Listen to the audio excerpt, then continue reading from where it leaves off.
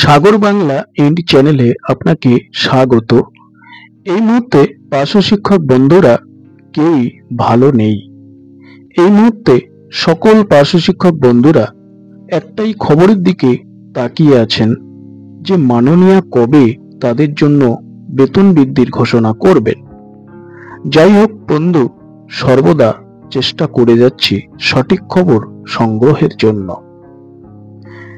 এই মুহূর্তে পার্শ্ব শিক্ষকদের বেতন বৃদ্ধিটা খুবই জরুরি, কারণ প্রত্যেকের অবস্থা শোচনীয়। সবাই দিশেহারা অবস্থায় আছেন।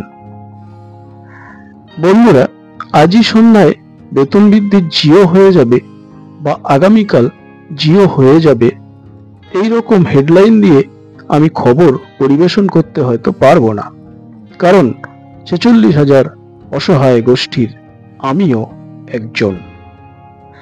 এমন হেডলাইন দিলাম, অথচ খবরের সাথে মিল নেই, যা দেখে আমার পার্শ্ব শিক্ষক বন্ধুরা কষ্ট পাবেন। আমি সেটা চাই না।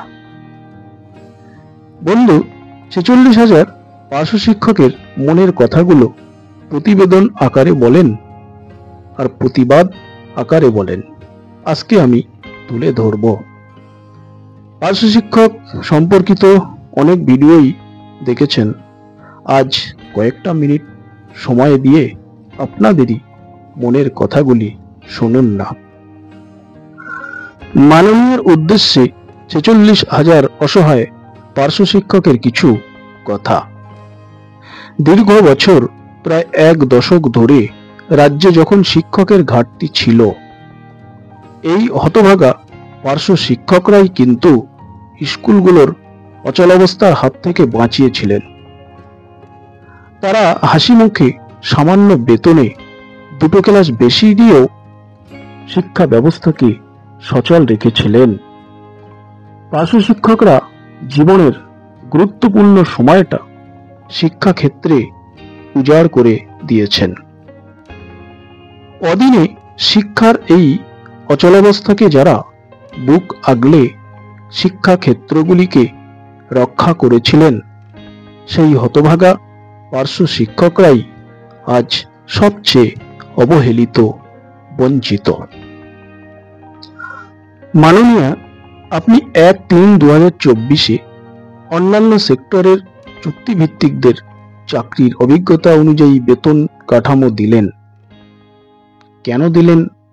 কারণ আপনি অনুভব করেছেন যে বর্তমানে চুক্তিভিত্তিকদের ১০-১২ হাজারে সংসারটা চালানোর কোনো উপায় নেই, তাই তাদের পর্যাপ্ত বেতন দরকার।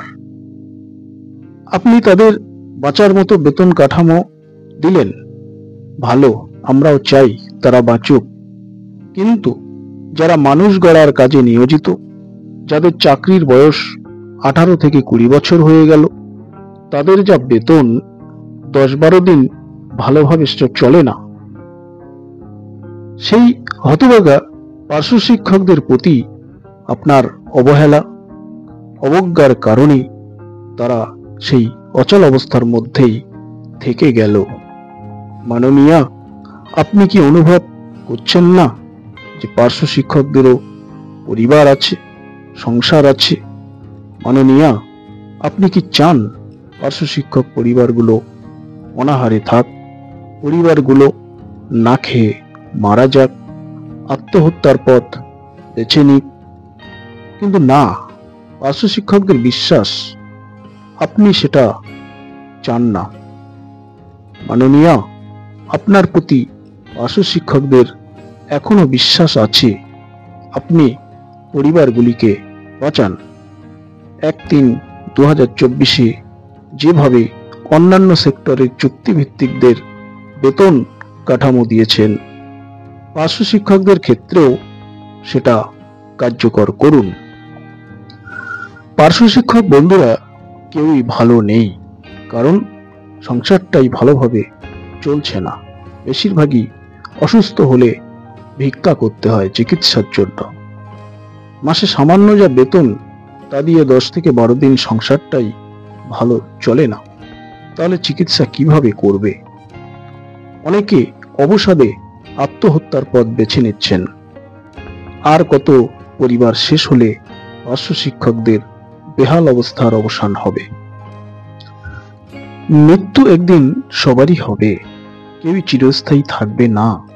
কিন্তু ন্যায্য বেতনটা যদি পেত, অন্তত ভালোভাবে জীবনযাপন করে তো যেতে পারত। পরিবারগুলো তো আর অচল অবস্থায় যেত না।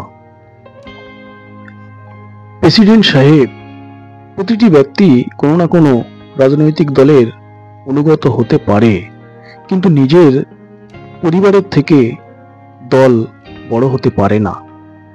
নিজের পরিবার ও 46,000 পরিবার কিভাবে বাঁচানো যায় তার চেষ্টা করুন। কোথাও সমস্যা দেখা দিলে অন্যান্য নেতৃত্বের সঙ্গে আলোচনা করুন। আপনার পরিবার ও 46,000 পরিবারকে বাঁচানোর জন্য নিজেদের মধ্যে ইগো না হয় ছাড়ুন না। সকলে সমন্বিতভাবে 46,000 পার্শ্ব শিক্ষকের অসহায়তার কথাটা মাননীয়ার নিকট পৌঁছান। আর পার্শ্ব শিক্ষকরা পাচ্ছেন না এই সামান্য বেতনে জীবনযাপন, আর চলছে না।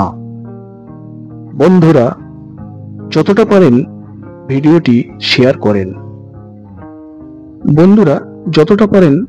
শেয়ার করেন। অন্তত কিছু মানুষ পার্শ্ব শিক্ষকদের শিক্ষাক্ষেত্রে অবদানের কথা ও তারা যে কতটা অবহেলিত তার কিছুটা তো জানতে অন্তত পারবেন। আর বন্ধুরা, পরবর্তী আপডেট পেতে চ্যানেলটি সাবস্ক্রাইব করুন। সকলে সুস্থ থাকুন, ভালো থাকুন।